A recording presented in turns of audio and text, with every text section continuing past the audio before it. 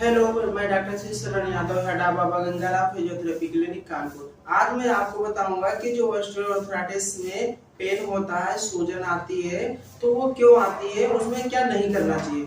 तो मैं आपको बता दूं कि जो ऑस्टियोआर्थराइटिस यानी जो गठिया होता है, इसमें हमारे दो जॉइंट, मतलब जो हमारा ये नी जॉइंट होता है, इसके बीच में हमारे एक एनाटॉमिकल स्ट्रक्चर पाया जाता है जिसे बोलते हैं आर्टिकुलर कार्टिलेज।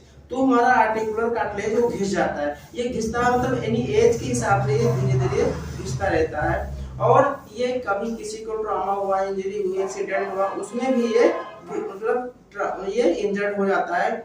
या तो जो लॉन्ग पीरियड से बहुत दिन तक एक ही काम करते रहते हैं, बहुत दिन तक बैठे रहते हैं, या बहुत देर तक खड़े खड़े काम करते हैं बहुत देर तक, तो उनको लोगों को ये चीजें गठिया की बहुत ज्यादा बढ़ जाती है। खासकर जो भी हमारे माताएं बहनें हैं, भाई साहब हैं या दादाजी, मैं उनको यही बताना चाहता हूँ कि गठिया बीमारी अगर आपको है तो प्लीज आप बहुत देर तक खड़े ना रहें।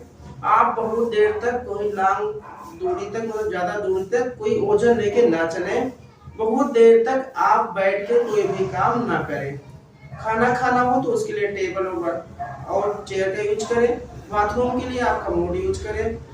और बहुत देर तक आपको सीढ़ियां नहीं चढ़ना, यानी आप कहीं भी ऊंचाई चढ़ना तो प्लीज आप उसको थोड़ा सा मिनिमाइज करें या अवॉइड करें कि सीढ़ी आपको बहुत ज्यादा नहीं चढ़ना है। क्योंकि हमारा जो ये ऑस्टियोआर्थराइटिस बीमारी, इसमें कार्टिलेज घिस जाते हैं तो हमारा जो पूरे बॉडी का जो भार होता है, जो वेट होता है, वो हमारे घुटने पे आने लगता है। और इस घुटने के जो हमारा भार को ऑब्जर्व करता था, जो शॉक को ऑब्जर्वर था, वो था आर्टिकुलर कार्टिलेज, वो घिस चुका है। तो दोनों बोन हमारी आपस में आके वो क्या करने लगी, घिसने लगी, एक दूसरे के ऊपर आ जाती है।